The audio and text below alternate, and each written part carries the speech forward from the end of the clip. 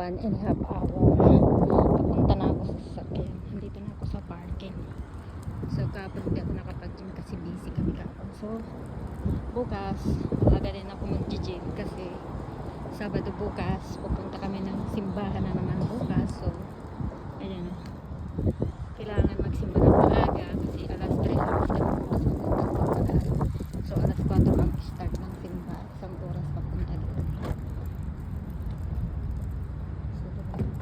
So init dito, hindi malamig. Dito tayo sa sasakyan. Mainit na.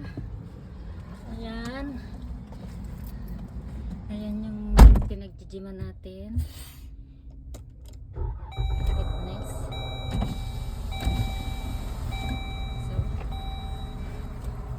diba? Tapos na naman ang isang araw natin. 1.5 hours na naman yun. Diba? Papunta, uwi na ako. Andito na ako sa sasakyan. Drive na ako pa uwi.